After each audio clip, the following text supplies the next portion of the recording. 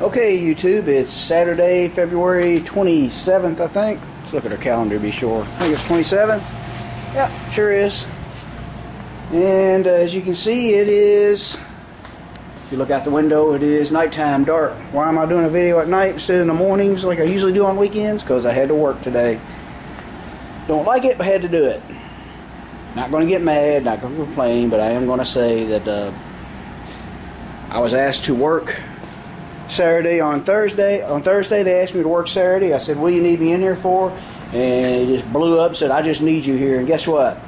My great lead person, he didn't show up today. He wanted off. So he just, and you know what? That would have been fine because he works most of them.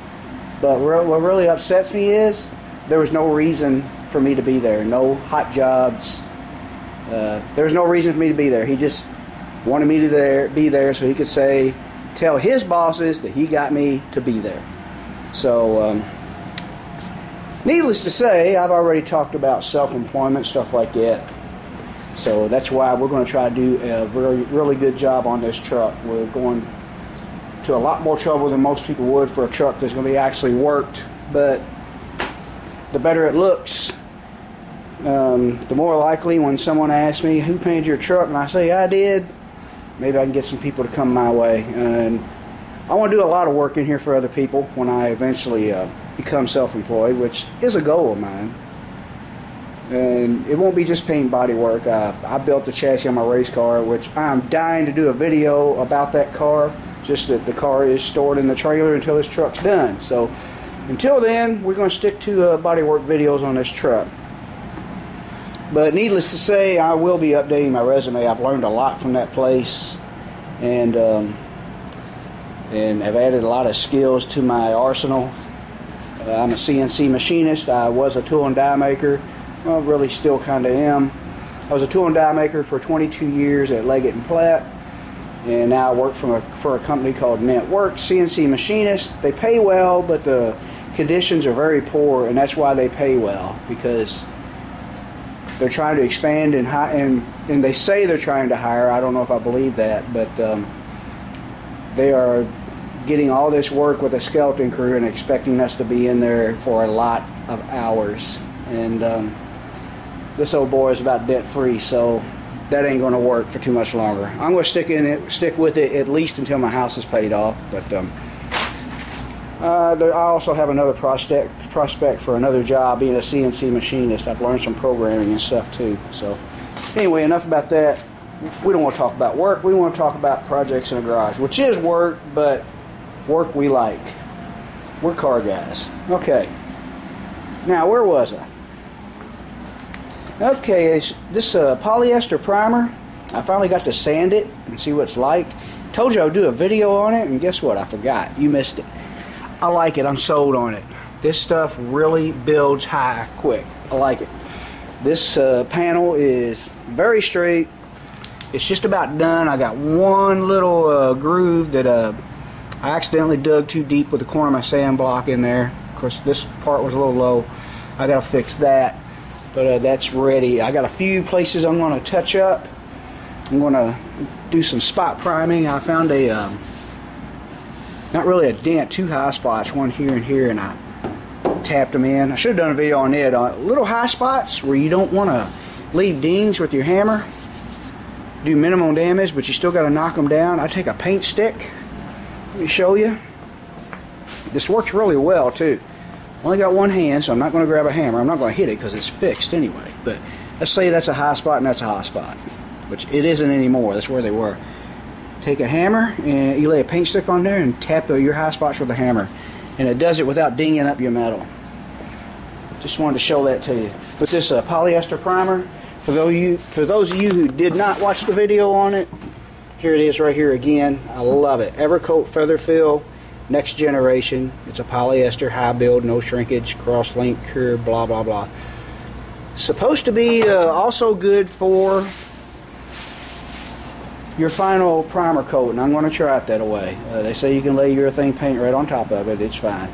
And actually, much as I hate to do it over, because the rest of this truck turned out pretty good, I am going to give it all I'm going to cover it all with the Evercoat Feather Fill. I'm going to use this as my top coat. I used gray as a guide coat this time around on top of the black. I don't really recommend that. You can see it, but after you sand it, as you can see, it turns a little light, kind of almost a whitish color, and it gets hard to see the gray. The gray appears really well when you're wet sanding and it's wet, but after it dries, this kind of turns white, and it's kind of hard to see the gray. So I would recommend maybe a red as a guide coat. And that's what I'm getting ready to show you in this video. As you can see, while I'm waiting for my little touch-up spots of Bondo to dry on my cab, I went ahead and blocked down half of the hood. Now this hood was not covered with the black Evercoat. This was with that gray urethane primer, if you remember when I shot this hood. And this hood didn't have a lot of dents and anything. It was kind of rough right here where the paint was lifting, but I sanded most of that off. So the regular old urethane primer worked pretty well on it. Yeah, I got a few little places. Let me see if I can see this on camera. The camera is not wanting to focus. Right there. That probably looks a lot worse than it is, but that's a really close-up shot of it.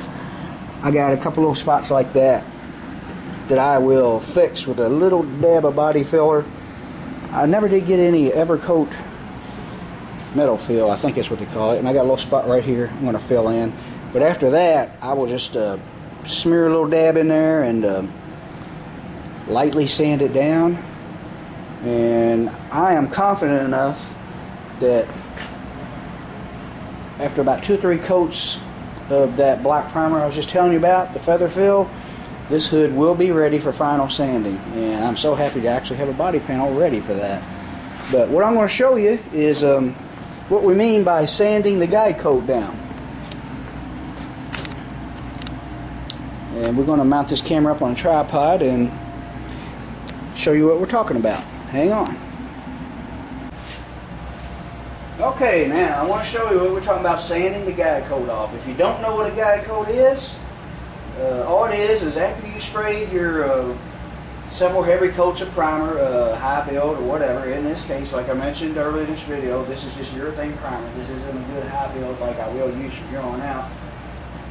After you get that primer laid on there, you spray what's called a guide coat. All this is, a lot of people like flat black on top of gray. I would have used flat black if I had to buy any paint, but I had some satin black already here in the garage, so I used it. It's a little tougher to sand off than flat black, but it still sands off. And you spray it, you just give it one light coat, but enough to cover it, and you take your sanding block and you start sanding that guide coat off. And see that gray coming through? That shows you all your imperfections. These circles you see here is where when I sanded this hood down with 80 grit, sanded all the old clear coat paint, several layers of paint was on this. I didn't sand the bare metal. In spots I hit bare metal. The circles are actual waves from the spot welds from the braces that are underneath. What you do is you got to block all that down evenly. You see that this is a low area. See where you're still seeing black, gray, high area, gray right here, high area. I'm trying to talk a little clearer in my videos. I know I tend to talk a little fast and can be hard to understand. But anyway, as you can see, that's what sanding the guide coat is all about right there. Making it perfectly flat. And we're using the 12-inch Durablock. Here it is right here. I picked this up at a place called Smart Shoppers. You can find them. Actually, this is not the Durablock. It looks just like the Durablocks. It's made by Motor Guard. The big block. It's a 12-inch block. And it's a rubber block. It's not super flexible, but it will flex some. Good stiff block for sanding your areas flat. But as you can see, you just keep sanding until you don't see any more of your guide coat. Or if you start to see metal, start breaking through your old paint, it's time to stop. And that means you got to build it up a little higher. Spray a little more primer on that. in your low areas at least. Now if you get most of it good and flat, it's okay to go ahead and move on to the rest of the hood and get it all done. And if you got like 1 or 2 spots that need to be built up, it's okay to take your primer and kind of spot primer it, build it up in those areas, and then just kind of sand that down and feather edge it in with the rest of it. But as you can see, it's showing us all our imperfections. It's letting us know. It will let us know when we get it flat. I'm going to go ahead and stop this video. I know you don't want to watch me sand for 3 hours, and I'll probably spend 3 hours on this half of the hood, 2 or 3 hours. Yeah, but I'll show you what it looks like when we're done. And I also have different blocks for different areas. Before I shut off the camera, I'll show you that. Let's see. I think you can still see that corner over there on the screen. I got me just a regular little rubber block right here. And what it's good for, how well you can see this. I want to move this camera. Hang on. Okay, here's what the rubber block's good for. See where it kind of curves down here? This block here, you can do like this, start sanding it like that, but like little areas like this right here, that looks kind of like a flat area, but it's got a curve to it. These little blocks are good for little areas like this. And just sand that out. As you can see, you're starting to see the gray through it as well. My water bucket's over there. I already need a little water. It's starting to build up. And there you go. See, you get in that little area nice and flat. What I should do is keep sanding until all that black's done. And like I said, if you break through the metal, it's time to leave that area. And if you don't feel like you got all the orange peel out or whatever, that means you got to build it up a little more. If you don't feel like you can sand any deeper. And that gets it good and straight. That's something I kind of picked up with some of my experience of messing with cars. Also, you hear body men talk about it. If you know anybody that does any body and paint work, and there's a lot of YouTube channels that you can get a lot of this info from. My friend Pete, Southwest Rod and Custom, that guy, he really gives a lot of good helpful tips. I think he's got the do-it-yourself auto school. I haven't even watched that channel yet. I'm trying to watch all of his videos on the original channel I found, Southwest Rod and Custom video, the channel. That's the one I'm trying to. He's got like 1,200 videos. I'd like to watch them all. That'll take a long time. But anyway, so you can see we got that block. Now we broke through the edges, but that's okay. That's feather edged in there. And let's see, I wanted to show you one more thing. Let me move the camera again. Okay, I have another sanding block that's good for another area on a hood like this. This is called a memory block. It's a soft foam, very flexible. On this side, really what it's really good for is after you have done all this and sprayed your top coat of primer on, and you're doing your final sanding with 400 or 600 grit, or some people who go as fine as 800 grit. It's good for that. It just follows what is already a flat surface. You just wrap your sandpaper around it. But something else I discovered that it is good for on some areas where you just cannot use a harder rubber block. This block's got a little bit of radius. It might be okay for something like this, but as you can see, I have a radius here, and it's also curved. So this block, these corners are going to dig into that. That will leave scratches that I don't want. So, since this is not a large area that's not going to be super wavy anyway, I use the little bit stiffer rubber side here. It's still flexible. Like I said, you got foam on this side, and you got a little thin piece of rubber that's kind of adhered to that. It's stuck to it, glued to it, I guess. But this block is good for areas like this. You can take that hard rubber surface, or if you're not comfortable with using that harder rubber surface, you can also use your foam surface.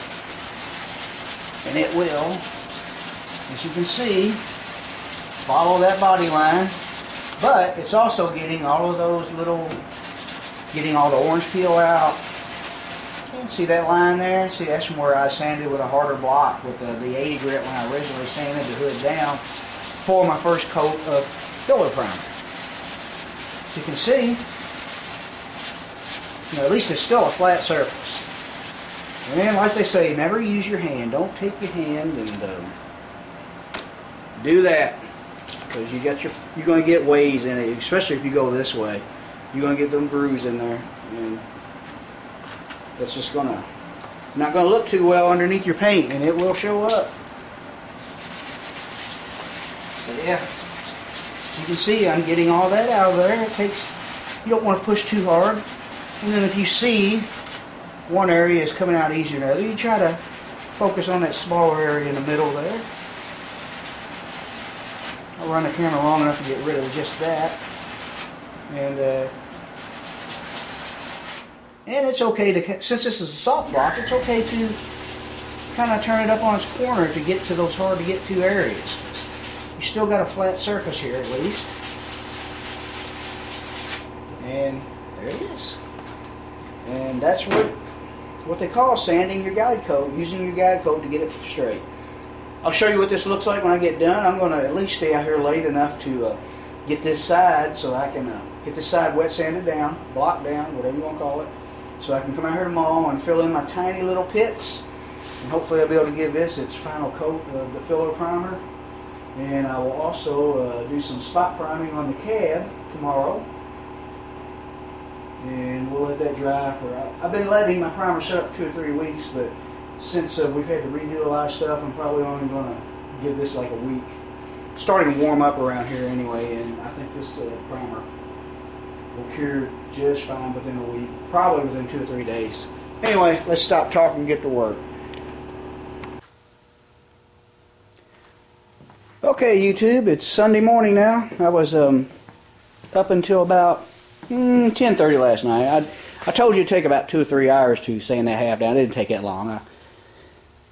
It was more like an hour to get it all out, but it turned out good. This hood is ready for its final coat of primer, and it will stay that way until I'm ready to start doing final fine sanding and being ready to paint.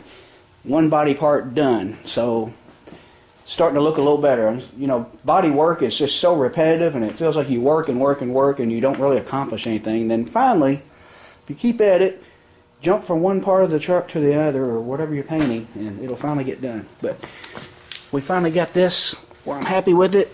Now this, both sides really, especially this side, have been really time consuming. I mean,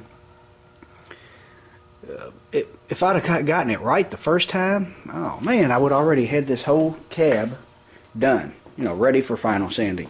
But finally we got it. You know, those body panels are aftermarket body panels. They weren't perfect, and like I said, I put them on 2 years ago, so I kind of forgot about what needed to be fixed until I got into doing it. But anyway, we're going to get this whole hood in primer.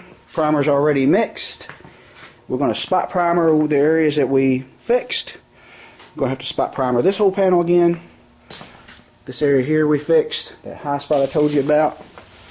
And over here, we'll spot primer here and up that, and then hopefully this primer will do a good job of filling like it did last time. I mixed it a little thinner. We're going to see how that works out, trying to make my primer go a little farther. I also ordered another gallon of it because I'm going to cover the whole truck in it. I wish I'd have started out with it to begin with. The lacquer primer, or not lacquer, the urethane gray primer was okay, but and it did do some filling, but I caused myself some extra work by not using that feather fill in the first place. From here on out, that is the stuff I will use on everything I paint. I like it. So, after I get all this spot primered and that hood primered, this will set for a week. I will probably put a guide coat on it probably tomorrow or Tuesday, and but it will set for a week after that. and hopefully I will block it down with 180 one more time, just those spots. And I will go ahead and resand these door jambs with 180, and the reason I'm doing that, because I want the whole thing in the same color of primer. Remember, I still got gray urethane underneath this guide coat.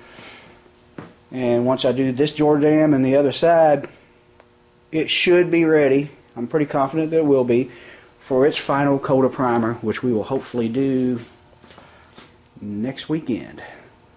And the beauty of that is I finally get to take all this old dusty, dirty plastic off of this, and I can pull the truck inside and out on decent days, so I have more room to work in here on my other stuff. And we'll get these other body panels ready. We'll go through the same procedure. We'll try not to be too repetitive on my videos. I may put up one video a week just showing my progress, a short summary. Try to show you a little something here and there, like I did last night with the block sanding. Okay, I'm talking too much. Let's get to work. Okay, still Sunday, and we got it in primer. Yeah, turned out pretty good. Except for some dummy touched it right there. Thought it was dry, and it's not. It takes this polyester primer a little longer to dry than normal primer. I don't know if you can see this with the light shining in, but if you can see that kind of circle there, those outlines, it's where I had broken through to the old red primers, red primer and some of the old paint when I sanded. Actually, I didn't do it this time, but even the urethane gray primer that was on top of it, you seen before I primed it, I did not hardly break through any of the urethane primer, the gray. But underneath that is, you can see everything where I broke through. And this paint, or this primer, kind of made it lift up. But that's a good thing about using this type of primer. It's supposed to seal that. Yeah, it lifted up for now because of the paint or the primer is still curing. But when we sand this again, it should be good, because that will be sanded away. Actually, that'll go down after it cures for about a week. But when we sand this again, we hopefully will not break through anything, and all that will be sealed away. That's why everybody recommends you use your primer sealer now, because that stuff will lift up. If I hadn't used this type primer, that probably would have lifted up under my paint. So, well, we'll find out. I'll probably, when I go to paint, I will probably do just one body panel and see how that works out. And then if I like the way it looks, we'll go on with the rest of the truck. But we'll probably do something, I don't know. Well, this here wouldn't really tell us what we want to tell. That piece there, it hadn't ever been painted before. We'll probably do one fender or something like that, see how that turns out. But can't really do too much in here. I don't want to be messing around in here and bumping into wet, sticky primer. Opened the door for the first time in a long time. Nice day. And last weekend moved the bed over here. I just realized, I think I'm going to move it again. I'll put it right here. This may or may not be a two-part video, but we'll use the tractor and the boom this time.